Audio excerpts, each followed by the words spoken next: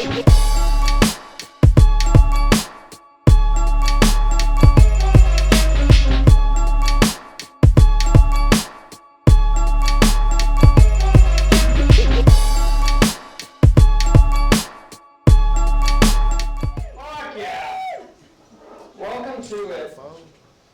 excited about this. I am. I went in and got my haircut today, and I told them just give me the Hitler Youth, and they fucking nailed it. They nailed it. Turns out I'm a big supporter of Kanye now. The world's crazy. I don't know if Kanye's crazy. I don't know. I don't know one Jewish person. I have no idea. But I know it takes a lot for Alex Jones to go, okay, fucking pump the brakes, buddy. You're fucking out there.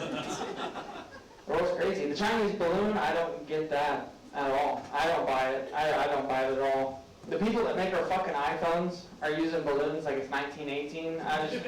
They didn't even paint it blue. It was just a white fucking balloon. I don't buy it at all. Sexual assault cases are way up. Very exciting topic. That's why I wore black pants tonight. I'm very excited about it. We didn't pay enough attention to R. Kelly the first time. Here we are. Pissing on girls wasn't fun enough one time. We had to do it again. Yeah. I mean, fuck, he released an album in prison called I Admit It, and we're like, I don't think you did it. I don't really think you did it. I had a sexual assault case. Nobody really took it serious. It was very serious to me. Nobody really did. I had a baseball coach, and he was a lot, I mean, it was just constant every day. I didn't know what to do about it, so I went to my brother because he played baseball for him too, and I was like, I don't know what to do, man. He's like, man, be braver than I am. I'm a big pussy, my brother said. I don't know why he said that. He's like, just be braver than I am, man. Call him out. So, I mean, I couldn't even sleep that night. I was so excited. I had anxiety. I had shit my pants 2 or 3 times, but I knew, like, next day at baseball, I'm calling this dude out. So I waited for the whole team to get there. The whole team. I mean, and I kind of, like, spread the word a little bit. Everybody's getting excited. I was tired of being sexually assaulted, I was tired of it. I was a little kid. And so finally, the whole team shows up. I'm excited. The coach shows up. And finally, I went up to him in front of everybody. I said, Dad, I fucking quit, man. I'm done playing baseball for you. Yeah. My dad should be here, but he's not. I don't know why. He does not come. Yeah. Valentine's Day's coming up, which fucking sucks. I don't care. I hate it. I hate it. You go through, Thanksgiving and Christmas, and it just makes you wish COVID would make a hell of a comeback, and I need it. I need it in my life. I used to love Valentine's Day. I loved it. I absolutely loved it. You just take that one special person, and in my case, it was my wife, you take her out, and you treat her like the queen she is, and you prove to her just how much you're willing to pay for some pussy. And, it doesn't always work. It doesn't always work. Sometimes you go home by yourself, And I miss it too when I was a young stallion, before she roped me in. You go out to the bar, and you're like, I hope I get laid tonight, I need work on it. It was fun. The hunt, the thrill of the hunt was fun. But I got good news though, once you get married, you don't have to worry about that anymore, because when you get home, you're not getting any pussy. So you don't have to worry about it anymore. It's all out there. But Valentine's Day, it's been a long time since me and my wife had like a true Valentine's Day out. Like, it's been a long time, because we have kids, and that fucks everything up. But it's been a very long time. Like, at this point, I would take a very painful over-the-jeans hand job behind the Waffle House. I would take her to, just to show her how much I care about her. It's been a long time. I've been calling it a hobby, but I have a pretty serious addiction to porn. And, damn right, I'm not a Pornhub guy. I'm an X-Videos guy myself. A little bit more low class. You get a little bit more range than that one. I love porn though. Like, if you were like, Garrett, what's your hobby? Do you build tables? No. Porn. So that's literally what I do. My wife's pretty cool about it. If she knew how much porn I watch, she would be very cool about it. But it's becoming a problem.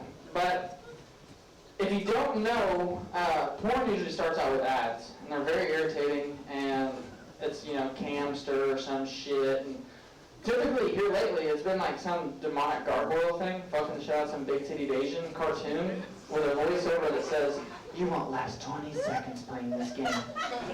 I won't last 10 seconds in the video if we just wrap that shit up, you know? I could come before the bad's over. I just choose not to. I have a little bit more greed than that. But it used to be an ad. It's almost non-existent now, where a porn star would knock on your screen and go, "Are you seriously jerking off?" And you'd go, "I'd like to." She's like, "Is your shrimp dick seriously in your hands?" Like, I'm already watching, weird porn. Porn I wouldn't tell my friends I'm watching. The last thing I need is some fucking porn star degrading me while my 5-year-old's outside the bathroom knocking on the door saying shit like, "Dad, I can see your feet." I'm like, "That's cool, honey." She's like, "Why are your toes curling?" I'm like, "'Cause get the fuck out of here, that's why." Now, if you don't know, that ruined mine and my mother-in-law's relationship, that joke. She took it as like, I'm jacking off in front of my kids, which is unheard of. Not true. My place to jack off is the bathroom, because I can lock it and nobody can come in, and now I can't even come without shitting, so it's been a rough road for me. It feels good though. They say shitting's an eighth of an orgasm. Mine's more like 3/4. It's pretty good. One thing I don't get watching porn, we all have fetishes. It could be something as small as like, oh, I love a girl with blue eyes, or I love to watch girls shoot ping pong balls out of her pussy. Fetishes range, I mean, there's some nasty ones out there. The person you're sitting next to could be a fucking degenerate. Like, there's weird shit out there. Like, prolapsing is very bad. Very bad. But right under that, I put feet. Feet is fucking weird to me. I don't understand it. People love it. I don't understand it. Like, me and my wife, we try a bunch of new shit all the time. All the time. She's been inside of me, it goes both ways. So feet, I don't get. We tried a foot job one night, and wasn't a fan. I spent the next week with athlete's dick. It was terrible. It was fucking terrible. We've never done the strap-on. We've thought about it. She's throwing it out there. I've never done it. I can't do it, because once that happens, I'm not the man of the house anymore. It would turn in, I would walk on eggshells all the time. She's like, "You need to take the fucking trash out." I'm like, "Hey, she's right." My daughter's like calling me mom, and the whole thing would fall apart. I refuse to do it. I was getting fat for a little bit. I look a lot better right now. I started this Jimmy Crank diet. It's a mess exclusive diet, and it's shedding pounds, and it's great. But no, I needed a kick in the ass to start getting in shape a little bit better, and I didn't know I needed to. And I tell you what, I really got a kick in the ass. Me and my wife were fucking around one night, and she tried to titty fuck me, and I was like, I need to get it together, man. She bought a spin bike it's been a while back now, and she spent way too much money on it. I was pretty mad about it. And I was like, "You're not even going to use it." She was like, "Well, it's more for you." I was like, "Okay, I get it." She made me think about, jumping on it from time to time. I was like, "Look at you, get on it, we tried the Amazon position, and I don't know if you've ever done that. It's, if you want to fuck a bitch, it's a good way to do it. If you don't know what it is, it's where you throw your legs back like a bitch, and then she sits on your dick, and she pounds away at it, and I mean, she was talking, she's like, "You like that bitch?" I was like, "Oh man, we can't be married anymore." It's bad. Nah, she's very cool. I brag about her every show. You should. Shut up, Sandy. No,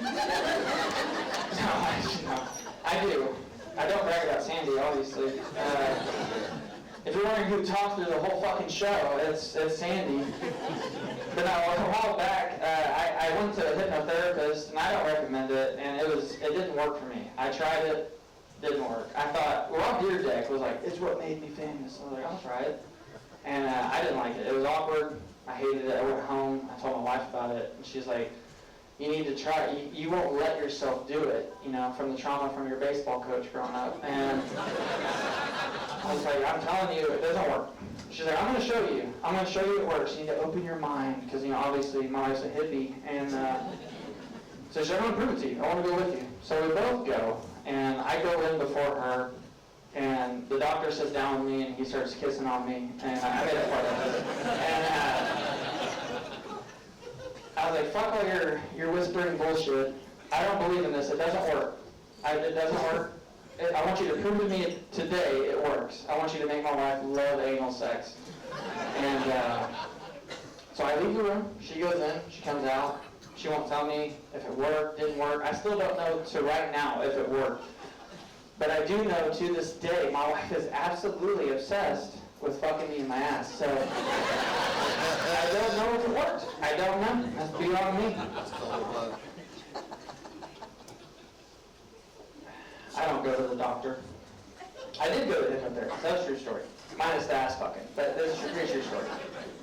I don't go to the doctor. And a while back I wasn't feeling good. And my wife finally talked me into it. She said, you need to get a doctor's appointment. You need to. You have to. I was like, all right, I'll do it. So I called the doctor, and I didn't know through COVID everything got so fucked up where you can't just go to the doctor anymore. So I make the appointment, and they're like, you can't come in. I said, why? And he said, you have symptoms of COVID. I said, well, what are symptoms of COVID? And he said, just being alive. I was like, oh. I was like, so what do I do? And they're like, you'll virtual call the doctor. I was like, I don't even know what that is. I'm dumb, you know? And they're like, it's like a FaceTime. I said, fuck it, I'll do it. So I FaceTime the doctor. I can't see the doctor very good. And I start telling him everything. I give him the entire rundown. You know, here's how I'm feeling, blah, blah, blah. And he hits me with the 1A and says, I think you need a prostate exam. I was like, well, shit. I was like, I mean, I don't feel comfortable shoving shit in my ass without my wife there, you know? And I said, how the fuck will you even do it? It's a virtual call. And he said, just set your phone down. I'll walk you through it. I'll walk you through every bit of it. Tell me how you feel, all that. So I did it. I folded. I sat the phone down, and I was about right here, and I heard, nice. I was like, oh, shit. I grabbed the phone. I'm pretty hot about it. And I was like, God damn it, Dad. I didn't mean to call you. And that's why he's not here.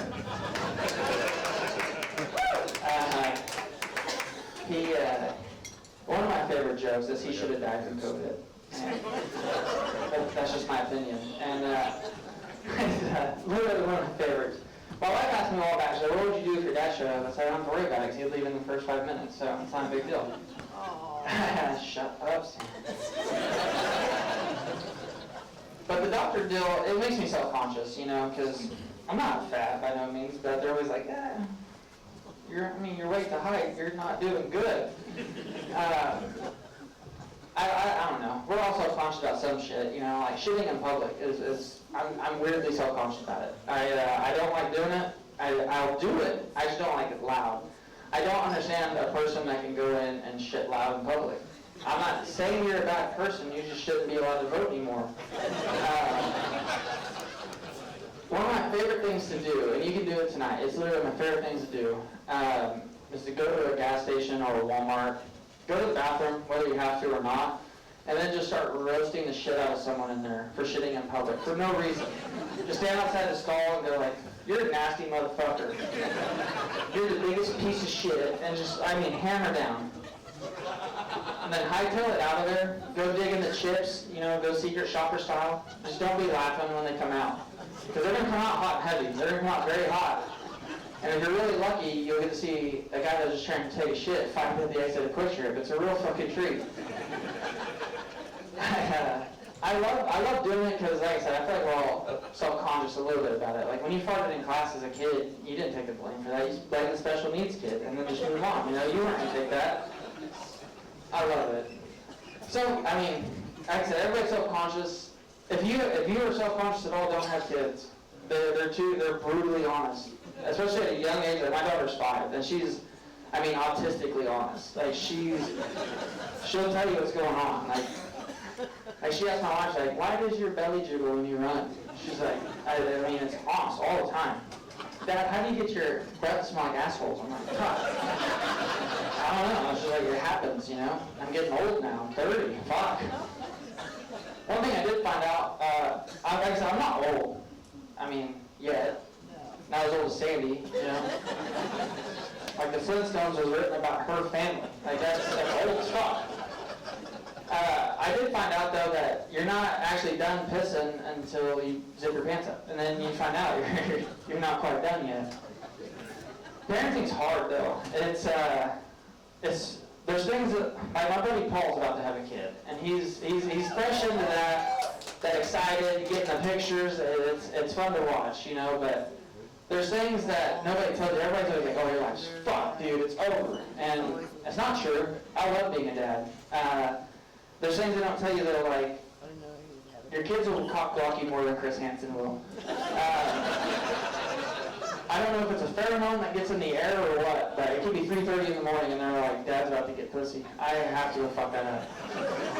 And they will. They'll fuck it up every time. Another thing they don't tell you is how hard it is to discipline your kid when you think it's funny. It's really hard. Like, my daughter's cussed 3 times in her life. And the first time,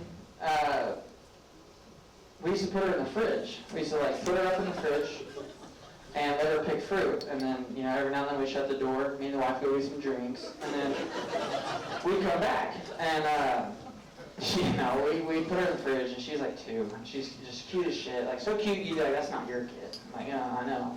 Trust me, I questioned it plenty. And, but she would pick fruit, like, I want raspberries. I was like, oh, you want raspberries? And she got super stern and went, fuck yes. And I was like, shit. I don't know how to parent that, you know? If you cussed around my dad when we were kids, he just knocked the fuck out of you. And for a long time, I was like, maybe it's my timing. Maybe I'm not using the right word at the right time. And then it turned out it's just because I exist. That's really what the problem was. The second time she ever cussed, me and my brother were leaving a restaurant, and she was in the back seat. She's like 2.5. And my brother honks at this guy in front of us and says, go, motherfucker. And my sweet little 2.5-year-old goes, yeah, go, motherfucker. And I was like, shit. I'm raising shit gangster back there, man. That's a ride or die. That's a ride or die right there. And, but I picked her from school a while back, and there's a kid in our class named Ricky, and Ricky's a fuckhead. I hate this kid. I would stomp a mud hole in him. I don't care that he's 4. That means nothing to me. I hate this kid. He doesn't pick on my daughter, but he's just a problem in general. You know, he reminds me a lot of myself at his age. And, but now that I'm a dad, it's a problem. But I go to pick her up, and she comes out of school, and she's just fucking glowing. And I could tell, like, today's gonna be a good day. And she's so ecstatic to get in my truck. She hops in my truck. There's no, how was your day, any of that shit. She goes like, shh, fuck all your shit, Dad. I got a story to tell you. Ricky got in trouble today. I was like, yeah, I expect that. The kid's a fuckhead. And so yeah, he said a bad word. Now 99.9% of the time, if you ask my daughter what he says, she's going to say, I can't tell you. It's a bad word. And then you're just on a cliffhanger, you know? So I was like, I thought that's where we're going. I was like, well, what did he say? She said, he said bitch. I was like, oh. It's a good thing we don't say that, right? She's like, yeah, he called this girl a bitch. I was like, yeah, I get it. I get what he said, you know? And she's like, he lost a race to her, so really, like, Ricky's the bitch. I was like, yeah, I mean, you can't argue his logic, you know? Part of my wife's parenting scheme is to teach my daughter, you know, about powerful role models that were women. And I'm all for it, you know. There's plenty of them in history. But she has a book that she reads to her that has all these influential women. For some reason, doesn't have Eva Braun, Hitler's wife. I don't know why. Pretty powerful woman, you know. Well, let's not just pick sides here. I mean, Michelle Obama's in it, and she just fucked the right dick, you know. It's not like she, you know, cured cancer. But she was reading a story to her a while back, and I sat and listened to it. And I kept my mouth shut, and because some of them are really good. But she was on this Amelia Earhart story, and we get done. We get out in the hall, and she's like, "What's your fucking deal?" I was like, "What do you mean, what's my deal?" So you're rolling your eyes and all kinds of shit through that story. I said, well, I mean, Amelia Earhart was just a shitty pilot, you know? I give a fuck that she was a woman. She was a shitty pilot. I said, if the Tulsa City bus driver fucking crashed the bus, we wouldn't award that guy and then say he's the best fucking bus driver of all time, you know? She's just a shitty fucking pilot. Every now and then my wife gets into these feminism modes, you know. It doesn't affect my life much. We scissor a lot more when she does it, but other than that, it's a pretty normal life, you know. It's pick and choose for her, though, you know. If the trash doesn't need to be taken out, feminism's rocking. If anything else, like if something heavy has to be lifted, fucking equality's out the window. I'm off right now, but where they would take like a movie that was an all-male cast, they would cast all females, and then they would just shit on that movie. And like they did it with Ghostbusters, and then my wife, she doesn't typically get into it. She was really excited though. She was like, they're talking about casting a woman for 007 as the lead. I was like, okay. She's like, that's not cool to you? I was like, yeah, I mean, it's going to be the same movie. She's like, how do you figure that? I said, you're still going to have the big explosions. You're going to have the big carnage. You're going to have the big car crashes. And then when she's finally finished parking the car, we'll roll the fucking credits. It'll just be a little bit shorter. It's the same movie. My wife is cool. She, obviously, she just really sucks at dirty talk. She's terrible at it. She's not a dirty person, you know, it's not her thing, but she tries, and it immediately makes my dick go limp. She's cute, she's fun about it, but it's not fun for me, you know? Like I was leaving for a show a while back, and she was making cookies with my daughter, and I always say I slapped her on the ass, but it was just like, you know. And I was like, I just joking around, I was like, keep them warm for me. She was making cookies. And she took it as like, oh, he wants me to be a filthy slut, you know. And so she leans around the corner. I'm in the living room at this point, and she goes, I'll keep them warm for you, and winks at me. I was like, okay. And she said, I'll keep them warm and gooey. I was like, oh, fuck. My wife thinks I'm closet gay, by the way. We were watching a movie the other night with Henry Cavill in it, and I don't know if you know this, but Henry Cavill, I'm straight, but I would fuck him so hard for like 3 or 5 minutes. He's a good looking, and he's Superman. Fuck, he's a good looking dude.